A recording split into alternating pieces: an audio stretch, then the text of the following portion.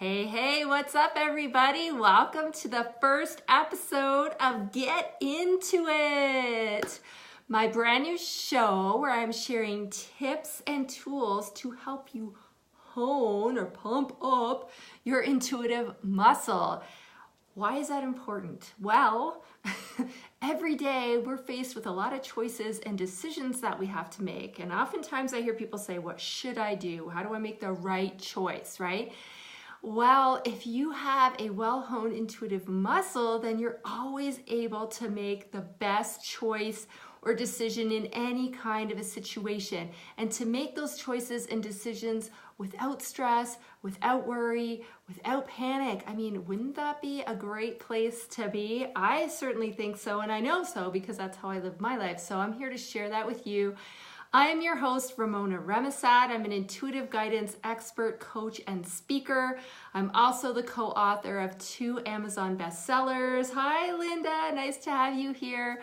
And so I'm really excited to launch this and have you here today. So today I wanted to kick off the first inaugural episode with one of the questions I get asked about almost all the time, which is, how do I know if I'm really getting, true messages from my intuition, or am I like out in left field and just making this stuff up? So I want to share some pointers with you or things that you can be on the lookout for to know.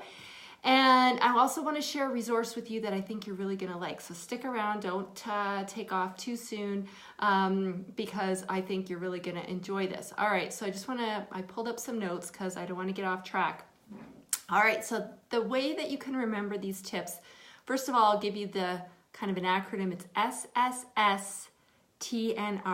And I remember it as sustainer. That's just how my brain works. So that's SSSTNR. So S for real guidance is short. It's subtle. It sounds like a statement of fact. It's to the point, that's the T. What's the N again? Oh yeah, non-emotional, and R for repeat. So I'll repeat that. So real guidance is short, it's subtle, sounds like a statement of fact, it's to the point, it's non-emotional, and it usually repeats. So for example, when you're asking your intuition for some guidance or for an answer, you might just hear stop or turn here or pick this one, right? Or you might see something that you're attracted to. You might feel attracted, you might feel repelled to something. I happen to have this a lot when I'm in the bookstore.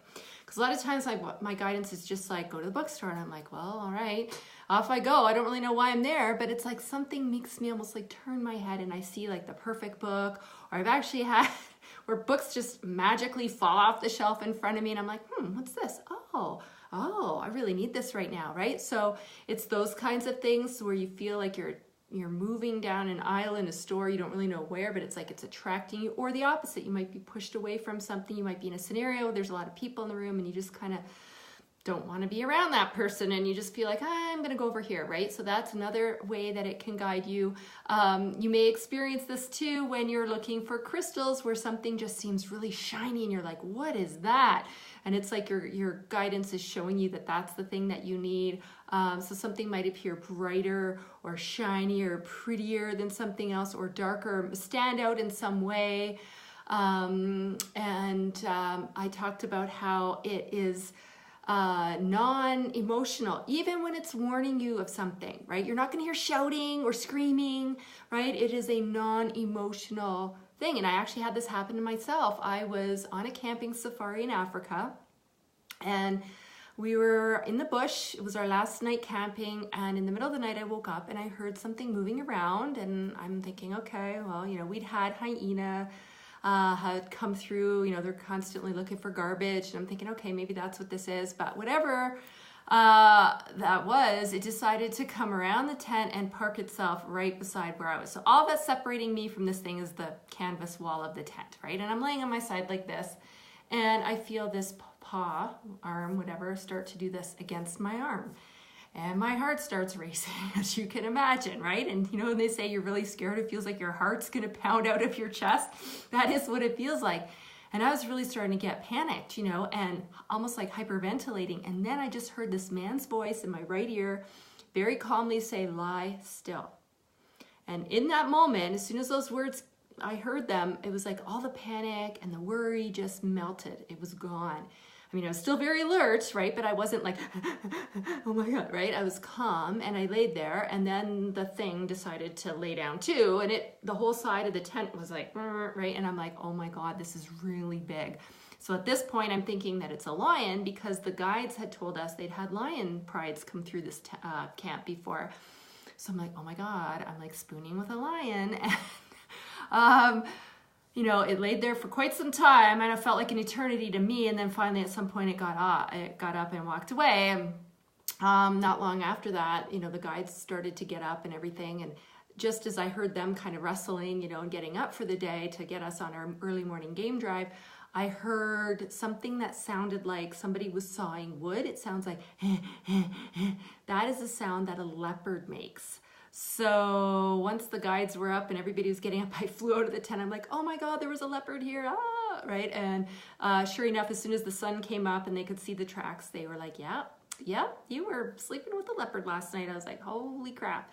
So guidance will show up for you, but it didn't scream at me. It didn't be like, oh my God, don't move, right? Because then I would have been like, right? So that guidance came through very non-emotional, but just in a strong voice, lie still, right? So that can even happen to you as well, and specifically in those danger scenarios, right? So the other pro tip I want to share with you on this is guidance will never use the word I, right? Our guidance is neutral, 100% neutral, whereas our ego is all about I, and me, right? So guidance, for example, you would never get an intuitive message that says, I need to quit my job. That just wouldn't happen. Your ego is 100% non-intuitive, right? So forget that. Don't listen to the ego. We want to know to differentiate ego from guidance. It's not going to use that term. It's going to say I, me. Then you know, oh, that's ego. I don't want to listen to that. And you can remember this as the ego is not your amigo. I actually saw that on a t-shirt once. I should have bought it. All right, so that's the tips that I wanted to share with you. Well, let's recap it real quick. SSS, TNR, real guidance is short, it's subtle, it sounds like a statement of fact, it's to the point, it's non-emotional, and it repeats. You know how you kind of get the same gut feeling over and over again, or that same thought keeps coming to you over and over again? If something is repeating, you can be sure that's coming to you for a reason, so you need to pay attention to that. That's like one of the hallmarks of guidance, is if something just isn't letting go, you should know, oh, I need to do something about this because I'm getting this message for a reason. So I hope that helps. I also have something else that's going to help you guys. So I created this guidebook, and it's called, Is It All in My Head? Because that's what people ask me all the time. Is this all in my head or is it real guidance? So I created a guidebook, and I want to give that to you for free. If you're interested in getting your hands on that, then get out your phone when this is done, if you're watching this on your phone, and you're going to text guidebook, that's it, nothing else, just guidebook, to this number, 1-587-800-4323. I'll say it again, 1-587-800-4323. Then follow the instructions that come up on the screen. Don't do anything extra. It's technology, guys. It's very precise. All right, follow the instructions and you will get the guidebook, and that will really help clear things up for you. So I wanted to give you that so that you are crystal clear from now on in knowing if it's really guidance or if it's all in your head. So I hope that helps. Let me know after you've had a chance to check it out. I would really love your feedback. So come back on the page to this feed underneath here, give me a comment, let me know, hey, thanks, that was awesome, or whatever you want to say about it. I would really love that. That would be great. So that's it, guys. That's it for today. I'm going to be back next week with a special guest. Mark your calendars. I'm bringing on Myrna Brown. She is a feng shui expert. If you don't know anything about that, just trust me, this is going to be cool. She's going to come on and talk to you about how feng shui can help you hone your intuitive muscle, right? To pump it up, to get that really strong for you. So don't want to miss that. Again, regular time, 1:30 Eastern, 11:30 Mountain. Share it out. Let people know we want to have a ton of people on that episode, and she's going to answer any questions that you have too. So that's going to be awesome. All right, guys, so that's it for this week's episode. If you have a suggestion or an idea or something that you want to know about when it comes to your intuition or being able to tap into your intuitive guidance more and more, let me know. I'm open to your suggestions and happy to do an episode around that if that's going to help you. So have a fantastic day, everybody, and we'll see you next week with Myrna Brown. Take care.